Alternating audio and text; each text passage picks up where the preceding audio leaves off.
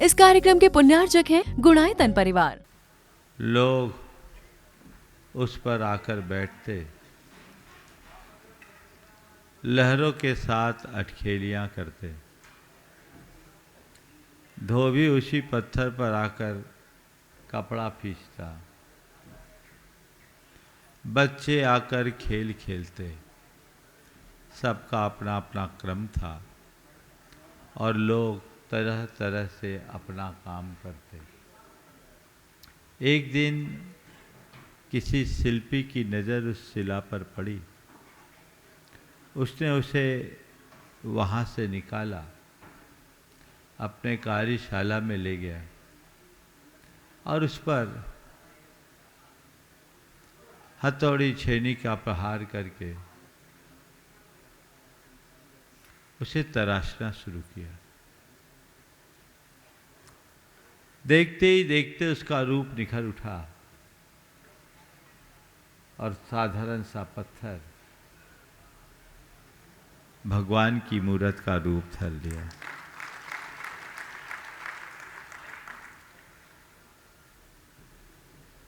हर पत्थर में भगवान छिपा है, बशर्ते हमें उसकी पहचान हो।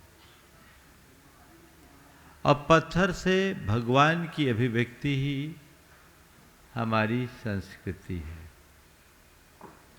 आज पंच कल्याणक प्रतिष्ठा महोत्सव शुरू हो रहा है। ये पंच कल्याणक क्या है? पंच कल्याणक क्यों? पंच कल्याणक कब और पंच कल्याणक कैसे? मैं चाहता हूं आज के इस प्रारंभिक दिन में हम इन सवालों पर विचार कर लें।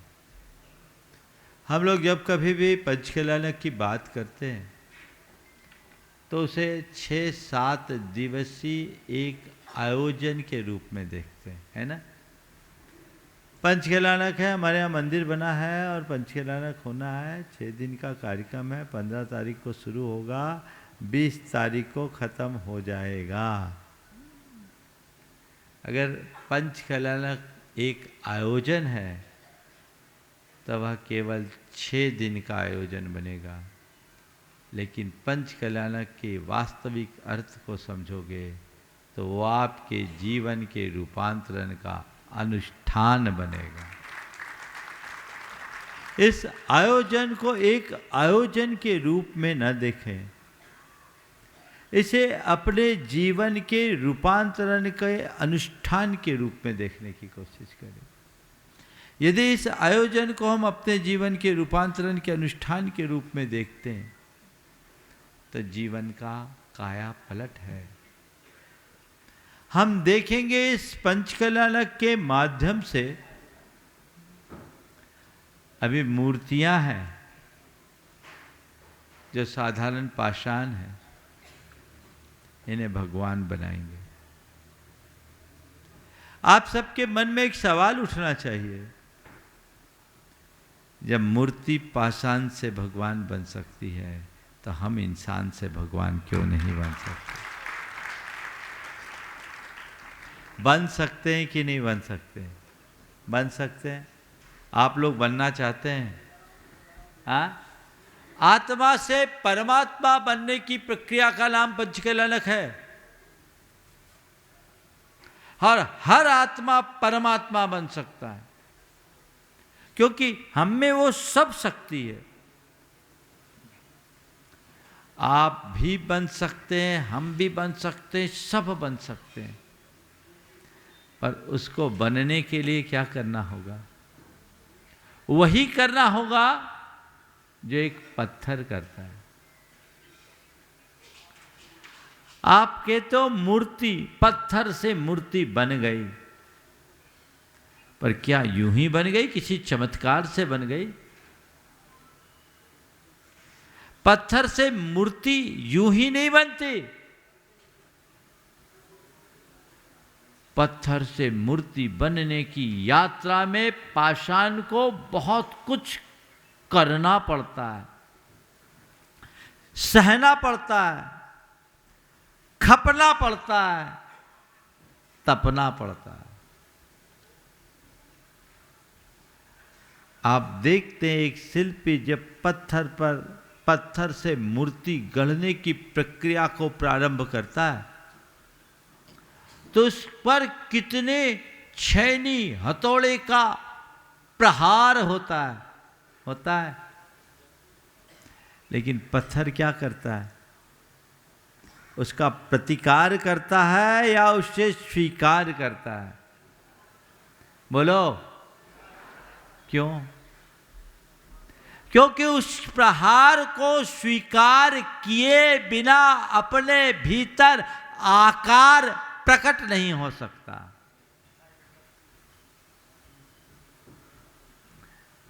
उस पत्थर से मूर्ति का आकार तभी प्रकट होता है जब वह शिल्पी के प्रहार को स्वीकार करता है।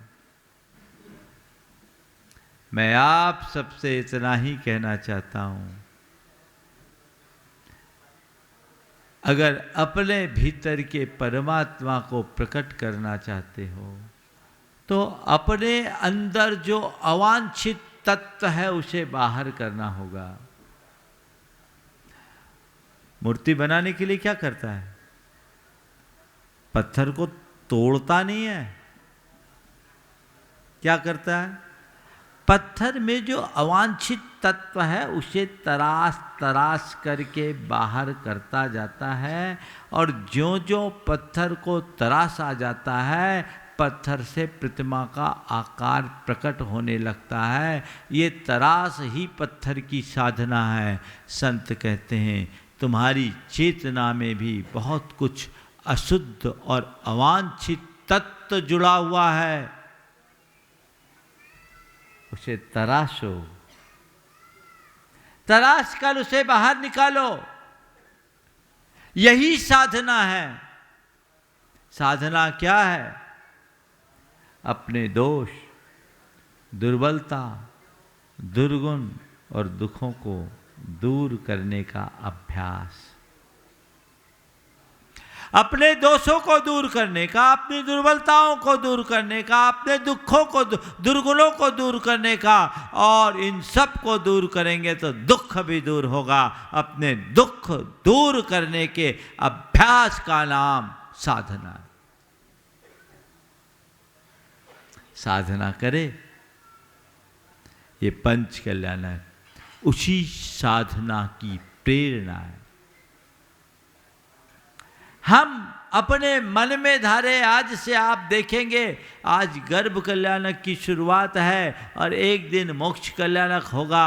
अगर गर्भ कल्याणक के दिन हम अपने चित्त में कुछ सूत्र का बीजारोपण कर ले तो तय मानना मोक्ष कल्याणक तक हमें मोक्ष भले न मिले पर मोक्ष का मार्ग जरूर मिल सकता है। और वही हमने पाया तो इस पंच कल्याणक की सार्थकता है। तो पंच कल्याणक के लिए आत्मा से परमात्मा तक की यात्रा, आत्मा से परमात्मा तक की यात्रा यानी पत्थर की तरह उसके अवांछित तत्व को निकालने की भांति जीवन के अवांछित तत्व को हटाना, कुछ नहीं करना। हमारी आत्मा का स्वरूप तो शुद्ध है, शाश्वत है, लेकिन हमारे दोष और दुर्बलताओं ने उसे विकृत कर रखा है, हमारे दुर्गुणों ने उसे बिगाड़ रखा है। हम उसे हटा दे, ये सब अवांछित तत्व है और इसे हटाने का हमें अभ्यास करना है। उसके लिए बहुत कुछ सहना भी पड़ता है। कोई प्रतिकार नहीं करता, छेनी हथौड़े का प्रहार चुपचाप सहता है। संत कहते हैं सच में यदि अपने जीवन को ऊंचा उठाना चाहते हो तो दुखों को सहने की सामर्थ्य विकसित करो। कष्ट सहिष्णु बनाओ, दुखों को सहने की क्षमता विकसित करो। जो जितना सहन करता है वह उतना समर्थ बनता है। अपने आप में वह क्षमता विकसित करने की आवश्यकता और अपेक्षा है। हम ज्यों ज्यों ऐसी क्षमता को विकसित करते हैं, हमारे जीवन का पथ त्यों त्यों प्रशस्त होता है। अपने अंदर वो क्षमता को विकसित करने की आवश्यकता और अपेक्षा है। ते पंच कल्याणक वह प्रक्रिया है जिससे हमारे जीवन का रूपांतरण हो। साक्षात पंच कल्याणक तो तीर्थंकर परमात्मा का होता है। उनके गर्भ में आने से, उनके जन्म पर, उनकी दीक्षा लेने पर या उनके केवल ज्ञान होने पर अथवा उन्हें निर्वाणोपलब्धि होने पर देवताओं और मनुष्यों द्वारा एक विशिष्ट उत्सव मनाया जाता है, जिसे पंच कल्याणक कहा जाता है। और ये पांचों घटनाएं सारे जगत के कल्याण का कारण होती है, इसलिए पंच कल्याणक कहलाती है। अभी पंच कल्याणक नहीं है, अभी क्या है? पंच कल्याणक प्रतिष्ठा है। क्या है? हम क्या करने जा रहे हैं? पंच कल्याणक प्रतिष्ठा। इस पंच कल्याणक प्रतिष्ठा के माध्यम से हम भगवान के पांचों कल्याणकों की जीवंत झांकी देखेंगे। ये हम सबका बड़ा भाग्य है कि हमें अपनी आंखों से भगवान के पांचों कल्याणक देखने का सुअवसर मिलेगा। देखने का नहीं, मनाने का। मनाने का। साक्षात भगवान के पंच कल्याणक मनाने वाले इस धरती पर शायद ही कोई हो। क्यों? क्यों? क्योंकि भगवान के पांचों कल्याणक में वही शामिल होगा जो गर्भ में आने से पहले कम से कम 8 बरस का हो जाए और भगवान के निर्वाण के बाद जाए। फिर पांचों कल्याणक एक जगह तो होते नहीं, तो जहाँ जहाँ भगवान जाए उनकी छाया की तरह उनके साथ रहे। असंभव तो नहीं है, तो दुर्लभ बहुत जरूर है। लेकिन हमारे आचार्यों की कितनी बड़ी कृपा रही कि 6 दिन 5 दिन में पांचों कल्याणक की व्यवस्था दे दी और आपको पांचों कल्याणक में सम्मिलित होने का सुअवसर प्राप्त हो रहा है। हो रहा है। ये भाग्यशाली क्षण है ना। पांचों कल्याणकों में संपन्न होने का सुअवसर आपको आज प्राप्त हो रहा है। पर ये पंच कल्याणक में नहीं, पंच कल्याणक प्रतिष्ठा में। 2 बातें प्रतिष्ठा से रिलेटेड भी समझ लीजिए। जैन परंपरा में ये जो पंच कल्याणक प्रतिष्ठा है, इसे कहा जाता है जिन बिंब प्रतिष्ठा। कई लोग इसे प्राण प्रतिष्ठा कह देते हैं। लोक में प्राण प्रतिष्ठा किसी भी बिंब की स्थापना में होती है, किसी भी हक को स्थापित करते हैं उसमें प्राण प्रतिष्ठा होती है। लेकिन जैन दर्शन में प्राण प्रतिष्ठा का कोई स्थान नहीं। क्यों? क्योंकि जैन दर्शन में हमारे परमात्मा प्राणातीत हो चुके हैं। वो ज्ञान प्राण में है। हमारे आपके जैसे प्राण है वैसे प्राण परमात्मा में नहीं है। परमात्मा चैतन्य प्राण से युक्त है। जिस मान्यता में एक कोई परमात्मा होते हैं, अनादि सिद्ध उस परमात्मा के सब प्राण होने पर उनके प्राणों की प्रतिष्ठा की जाती है, वो प्राण प्रतिष्ठा है। पर जैन धर्म में प्राण की प्रतिष्ठा नहीं, गुणों की प्रतिष्ठा होती है। इसलिए उसे कहते हैं जिन बिंब प्रतिष्ठा। भगवान की मूर्ति में भगवान के सारे गुणों का आरोपण करते हैं और गुणों का आरोपण करने के कारण निष्प्राण मूर्ति को सजीव जिन बिंब बना दिया जाता है। तो कभी किसी से बोलो तो प्राण प्रतिष्ठा शब्द का प्रयोग उचित नहीं है। क्या बोलना? जिन बिंब प्रतिष्ठा है। ये प्रतिष्ठा भगवान की प्रतिष्ठा है और पंच कल्याणक के माध्यम से हम लोग करने जा रहे हैं। भगवान के पंच कल्याणक में हम कभी सम्मिलित हुए ऐसी कोई स्मृति हमें नहीं है। आपको हो तो आप जानो, है क्या? बोलो, भगवान के साक्षात पंच कल्याणक में सम्मिलित होने की कोई स्मृति आपके पास है क्या? शायद नहीं, होगी नहीं। और मैं कहता हूं कि शायद क्या, मैं पक्के तौर पर कह सकता हूं, अपने में से एक भी भगवान के कोई पंच कल्याणक को देखने वाला नहीं है। क्योंकि पंच कल्याणक में साक्षात सम्मिलित होते तो हमें सम्यक दर्शन हो गया होता, और सम्यक दर्शन हो गया होता तो हम कहीं और होते, यहाँ जगह नहीं होती। लेकिन कोई बात नहीं, हमें इसका कोई गम नहीं, हमें इसका कोई गम नहीं। भगवान का पंच कल्याणक साक्षात भले नहीं देख पाए, पर अभी जो हम कर रहे हैं वो पंच कल्याणक से कम नहीं है। रामायण का एक प्रसंग है। रामचंद्र जी के विवाह पंचमी का उत्सव हुआ। पूरे अयोध्या वासियों ने बहुत जोरदार तरीके से विवाह पंचमी मनाया। उस विवाह पंचमी के संपन्न होने के 2 दिन बाद वहां का जो माली था उसने अपने स्तर पर विवाह पंचमी मनाया। कोई मंडप मनाया, जैसा जैसा वो कर सकता था अपने सीमित संसाधनों के मध्य, वैसा करके उसने विवाह पंचमी मनाया। किसी ने बोला कि अभी 2 रोज पहले इतना बड़ा उत्सव हुआ, पूरी अयोध्या नहीं अपितु आसपास के राज्यों के लोग भी उसमें सम्मिलित हुए। ओम, बैठिए, थोड़ा देखो। ओम ओम ओम।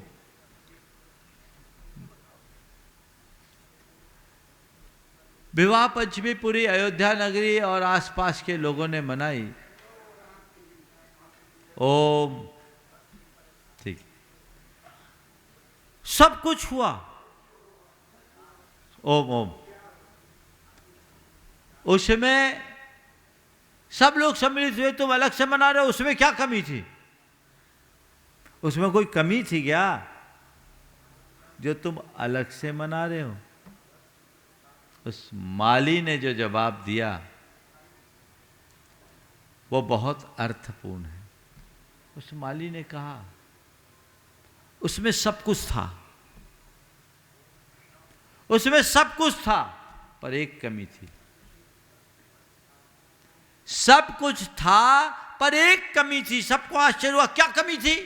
बोला, मैं नहीं था, मैं नहीं था। चाहे कितना भी बड़ा आयोजन हो, चाहे कितना भी बड़ा उत्सव हो, अगर उसमें मैं नहीं तो मेरे लिए उसका क्या है? इसलिए आज मैं ये विवाह पंचम का उद्यम कर रहा हूँ। भले मेरे पास कोई साधन नहीं, मैं आम के पत्तों का मंडप बनाकर अपना काम चला रहा हूँ, केला के थंबों का स्तंभ बना रहा हूँ, तोरण बना रहा हूँ, लेकिन मेरे लिए अयोध्या में मनाई गई विवाह पंचमी से भी ऊंची ये पंचमी है। मैं इसका आनंद ले रहा हूँ। तो मैं आपसे कहता हूँ, कभी भगवान के पंच कल्याणक हुए होंगे, चारों निकाय के देवों ने उनका पंच कल्याणक मनाया होगा, बहुत ठाट बाट रहा होगा, पर मुझे वो रास नहीं आया। क्यों? सब कुछ था, पर क्या? सब कुछ था पर थोड़ा जोर से तो बोलो, पर और यहां कुछ भी नहीं है, पर मैं हूं, और जहां मैं हूं वहां सब है। बस ये भावधारा अपने अंदर जगाइए। जीवन में एक अलग आनंद की अनुभूति होगी। तो ये पंच कल्याणक एक आयोजन नहीं, जीवन के रूपांतरण का अनुष्ठान है ना? अब पंच कल्याणक क्यों? भगवान के पंच कल्याणक तो हो गए, अब यहां पंच कल्याणक क्यों? क्योंकि हमें भगवान की अनुपस्थिति में भी भगवान की उपस्थिति दिलानी है। और हम जानते हैं कि हमारे भगवान बिना पंच कल्याणकों के होते नहीं। तो भगवान चाहिए कि नहीं चाहिए बोलो? हाँ, तो कहां से लाओगे? जब आप आए तो आपके पंच कल्याणक हुए, आप चले गए चले गए चले गए, पर हम थोड़ी जाने देंगे। हमारे हृदय में जब तक श्रद्धा है तब तक आप हमारे बीच विद्यमान रहोगे। जब तक हमारे हृदय में श्रद्धा है तब तक आप हमारे बीच विद्यमान रहोगे, हमें इसमें कोई संशय नहीं है। तो भगवान आप चले जाओ, हम जाने नहीं देंगे। आप भले चले जाओ, हम जाने देंगे। भाई मेरे को तो तुम तभी बुला पाओगे जब पंच कल्याणक होंगे। बोले कर लेंगे। मैं नहीं रहूंगा कैसे करूंगा? कर लूंगा। कैसे करेंगे? वैसे ही जैसे एकलव्य ने द्रोणाचार्य को किया था। हम तो एकलव्य हैं क्योंकि हमारा एक लक्ष्य है, अपनी आत्मा का कल्याण। इसलिए हम ये कर लेंगे, हमें कोई चिंता नहीं। हमें तो आप चाहिए।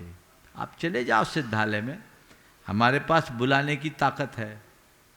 ताकत शब्द तो मेरा अहंकार बताएगा, लेकिन टेक्निक है, और वह भी आपकी कृपा से है। मार्ग भी आपने ही बताया।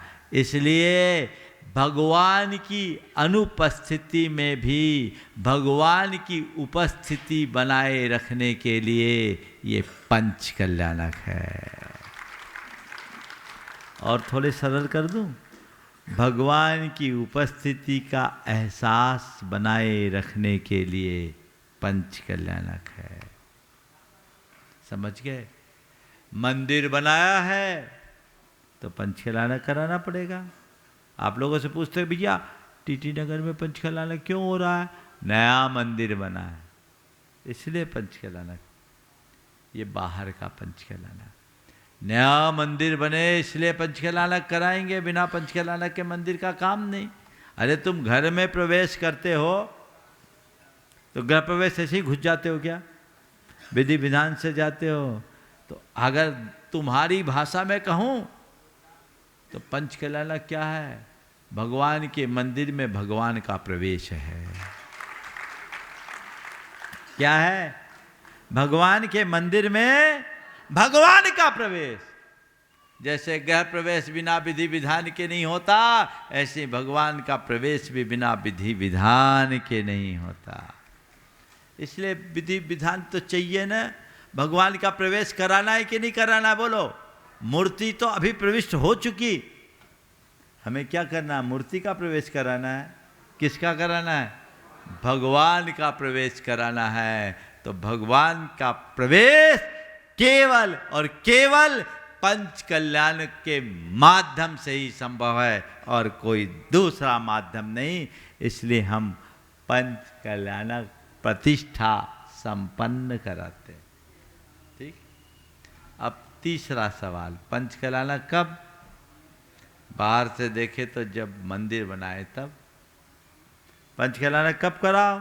जब मंदिर बनाओ तब। भगवान की प्रतिष्ठा करानी है, पंच कल्याणक कराओ। इसलिए पंच कल्याणक कराने का जब मौका आ जाए तब कर लो। लेकिन मैं कहता हूं यही प्रयोजन नहीं। पंच कल्याणक कब? जब भगवान की आवश्यकता महसूस हो तब। जब जब तुम्हें भगवान की निकटता का आभास होने लगे, आवश्यकता लगने लगे, पंच कल्याणक कर लो। चेतना पूरी तरह से रिफ्रेश हो जाएगी, ऊर्जावान बन जाएगी, जीवन की दिशा पलट जाएगी। तो पंच कल्याणक कब करना है? जब भगवान की आवश्यकता का एहसास हो जाए, भगवान की निकटता की इच्छा होने लगे, भगवान के निकट आने का मन होने लगे, पंच कल्याणक कर लो। और पंच कल्याणक न कर पाओ तो जहाँ पंच कल्याणक हो रहा है वहाँ शामिल हो जाओ। अभी आप लोग पंच कल्याणक में सम्मिलित हुए हो ना। 5 दिन के इस आयोजन में आप यदि पूरे मन से सम्मिलित होगे तो आपको ऐसा आभास होने लगेगा मानो साक्षात आप भगवान के सानिध्य और सामीप्य में रह रहे हो। यह आभास आपको हो सकता है, वैसा प्रयास किया जा सकता है, वो दृष्टिकोण अपने अंतरंग में हमें विकसित करना चाहिए। तो पंच कल्याणक कब? जब भगवान की जरूरत हो तब। अब बोलो, भगवान की जरूरत कब है? हाँ, हमेशा है ना।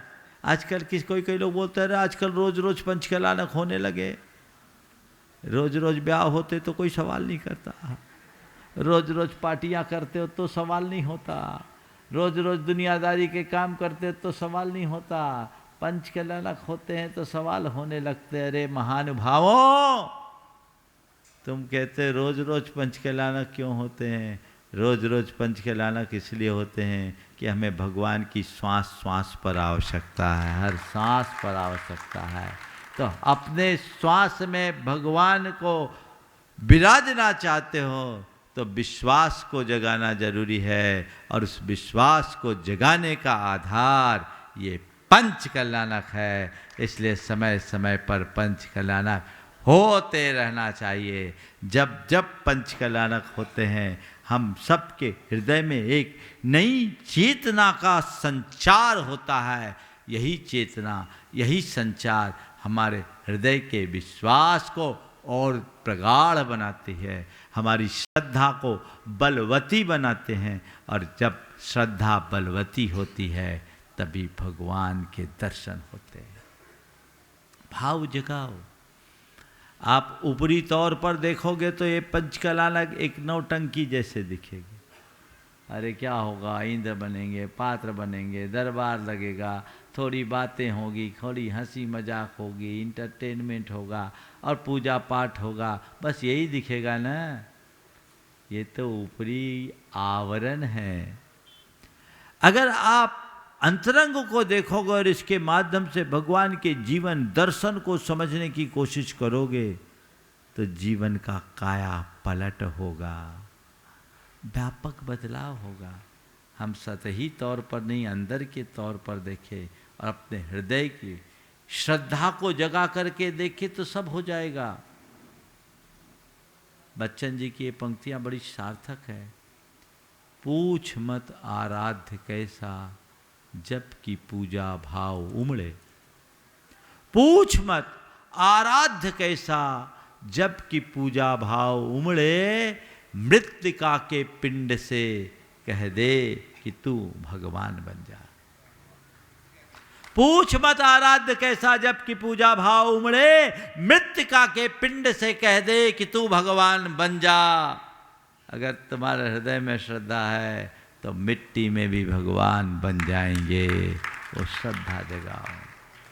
ये पंच कल्याणक आत्मा से परमात्मा बनने की जीवंत यात्रा है। आप सब भाग्यशाली हैं कि आप उसमें सम्मिलित हो रहे। कैसे करें? भाव से करें, निर्मलता से करें, उत्साह और उमंग से भर कर करें। जितने लोग पात्र बने, जितने लोग पूजा में बैठे, आज तो पहले ही दिन पंडाल भर गया और पूरा पंडाल तो केवल इंद्राणी से भरा दिख रहा है। बहुत भाग्यशाली आप पंच कल्याणक कीजिए, खूब उत्साह उमंग और भाव भक्ति से कीजिए। मैं तो कहता हूँ अपने इस पंच कल्याणक में ऐसी भाव भक्ति कीजिए, ऐसी भाव भक्ति कीजिए, ऐसी भाव भक्ति कीजिए कि विदेश क्षेत्र में भगवान के साक्षात पंच कल्याणक में जाने वाले देव यदि इधर से गुजर रहे हों तो उनको भी थोड़ा भ्रम हो जाए और वो ठिठक कर तुम्हारे पंच कल्याणक को देखने के लिए रुक जाए। है ना? ताली बजाने से काम नहीं होगा। ताली बजा के महाराज को खुश करना चाहो बात जुदी है, लेकिन मैं कहता हूं ऐसा हो सकता है, और जब हो सकता है तो हमें ऐसा करना चाहिए। पंच कल्याणकों में दिव्य अनुष्ठान होते और ऐसा शास्त्र में कहा भी है, और कहा क्या ये लोग करते भी, अभी ध्वजारोहण में बहुत सारी दिव्य शक्तियों को आमंत्रित कर लिया गया। मैं आपसे कहता हूँ पंच कल्याणक को इस तरीके से इतनी भाव विशुद्धि के साथ संपन्न कीजिए कि दिव्य शक्तियां आए नहीं, यहीं आकर रुकने को बाध्य हो जाए। बाहर दिव्य शक्तियां आए और भीतर दिव्यता का अवतरण हो, यही पंच कल्याणक का ध्येय होना चाहिए और यही उपलब्धि होनी चाहिए। ये सब होगा कैसे? भाव विशुद्धि से। और विशुद्धि कब बढ़ेगी? जब पंच कल्याणक प्रतिष्ठा को आप भगवान की प्रतिष्ठा के रूप में देखोगे, खुद की प्रतिष्ठा को गौण करोगे। सबसे बोल रहा हूं, मैं सौधर्मेंद्र, मैं कुबेर हूं, मैं महायज्ञ नायक हूं, मैं चक्रवर्ती हूं, मैं ये हूं, मैं वो हूं। एक एक पात्रों का नाम नहीं गिनाऊंगा तो थोड़ा तुम लोग बुरा तो नहीं लगेगा, है ना? जब महाराज के मुख से निकल जाता है तब तो फिर छाती फूल जाती है, अरे मैंने ध्वजारोहण किया, है ना? भाई ये सब हूं नहीं, ये सब तो केवल एक औपचारिक प्रक्रिया है। मैं क्या हूं? भगवान का सेवक हूं, भगवान का भक्त हूं।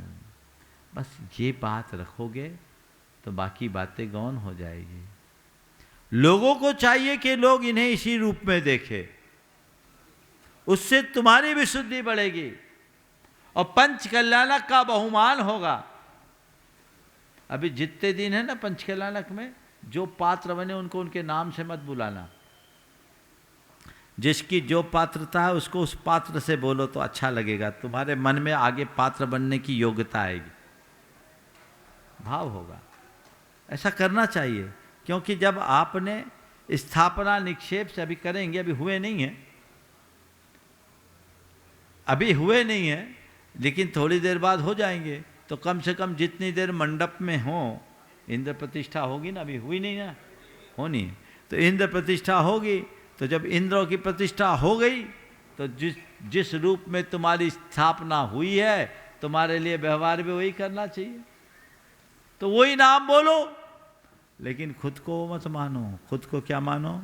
भगवान का सेवक। क्योंकि सौधर्म इंद्र भी अपने स्वर्ग के वैभव का अहंकार और आसक्ति त्याग कर भगवान के चरणों में लुंठित होता है, क्योंकि वो जानता है मैं इंद्र बाद में हूँ, भगवान का भक्त पहले। एक दो सवाल और पंच कल्याणकों को लेकर, ये दो बातें प्रायः लोगों के मन में आती है। एक बात तो ये कि पंच कल्याणक करना है, भगवान की पूजा भक्ति करनी है, तो इतना तामझाम क्यों?